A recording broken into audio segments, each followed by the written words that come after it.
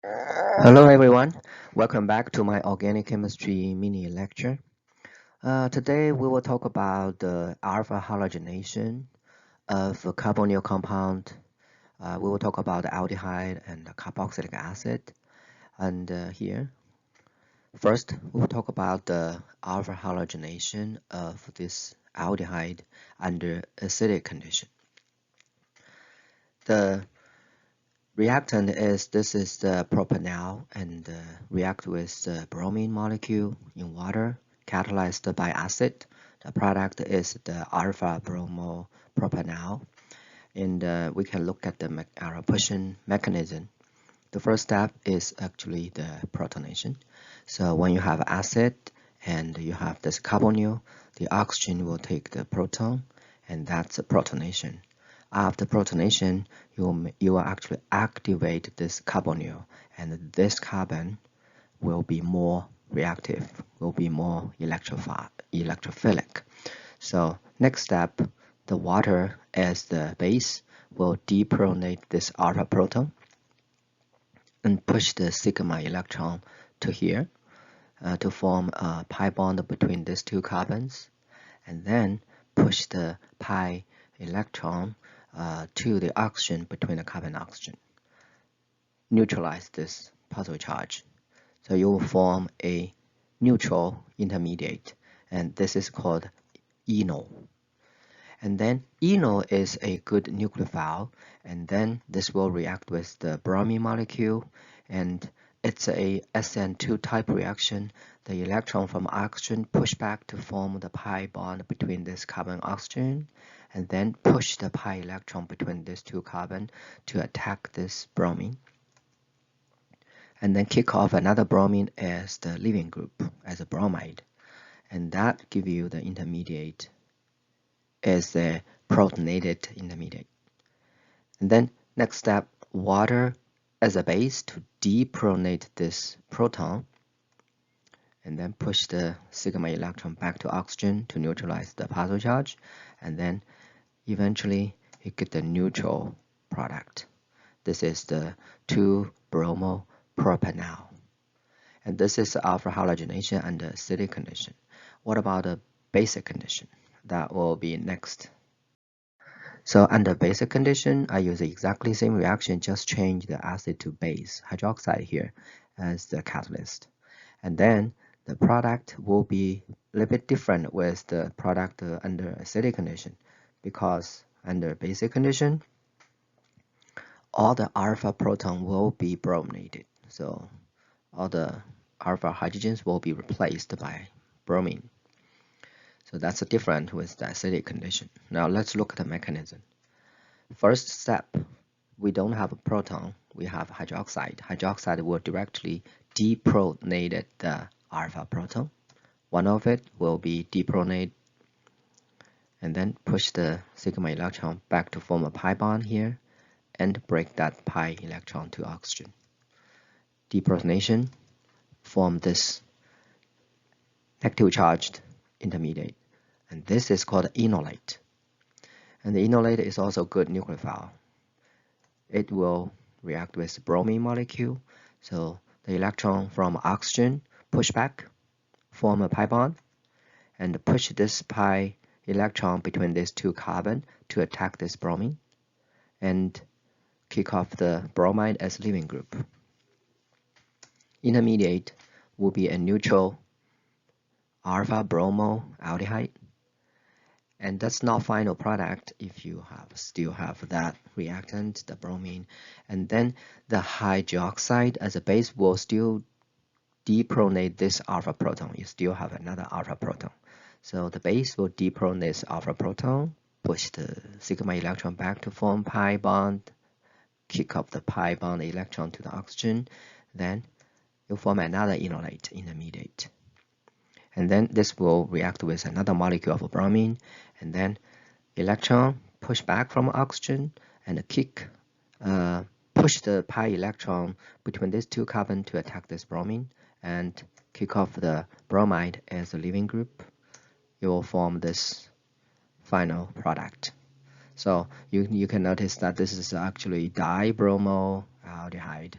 because all the alpha proton will be replaced by bromine. This happened under basic condition. Okay, let's talk about a name reaction. It's called HVZ reaction. That's the full name. And the reaction, we use a carboxylic acid as reactant, react with the phosphoric tribromide and bromine molecule, and followed by water work up. You can make alpha bromo carboxylic acid. The allocation mechanism.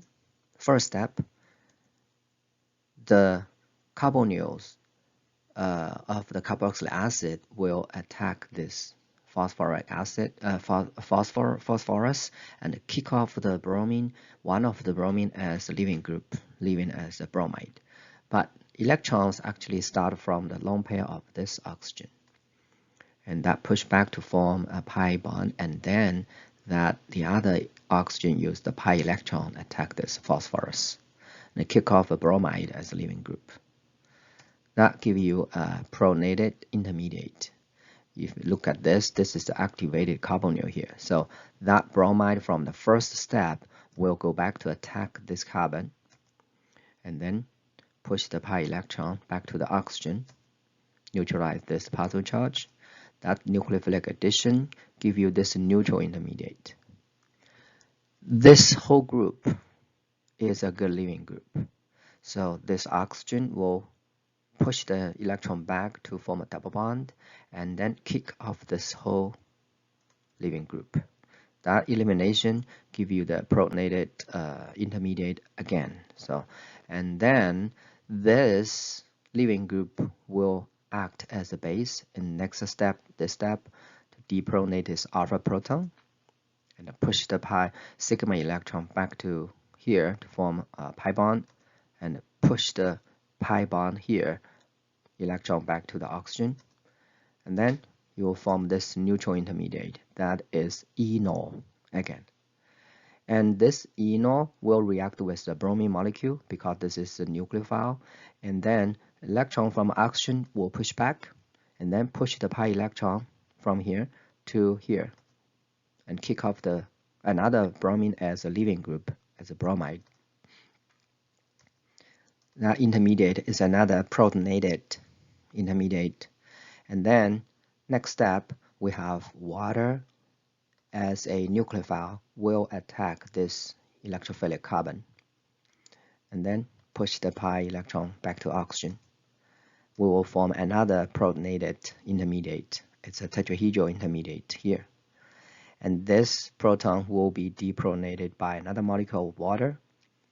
Now water acts as a base, depronate the proton, and the electron between the oxygen and hydrogen, the sigma electron will push back here to form the double bond here, and then kick off the leaving group. The bromide is a good leaving group. And then this is another protonated intermediate. Because this positive charge is not cancelled by any other electrons. This electron pushed to here form the double bond.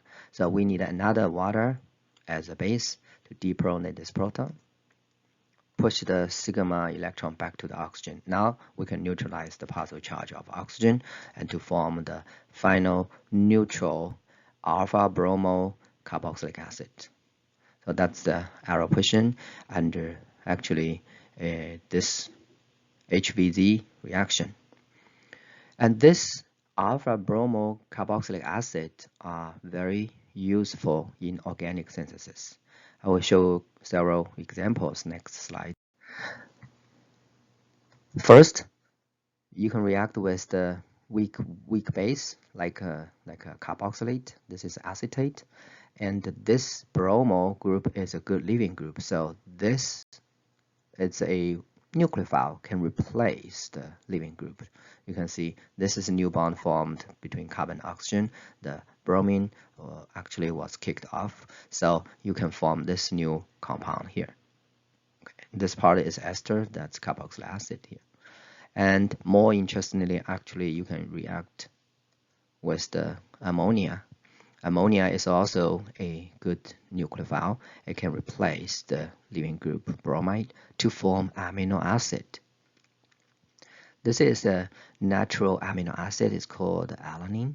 And if you change the structure of this ammonia to amine, so have more substitution here on the nitrogen, you can also replace this leaving group, the bromine, to form amino acid. And this is the unnatural amino acid. So you can change different substitution here on the nitrogen. You can make a lot of different unnatural amino acid. And this could be very useful for pharmaceutical company.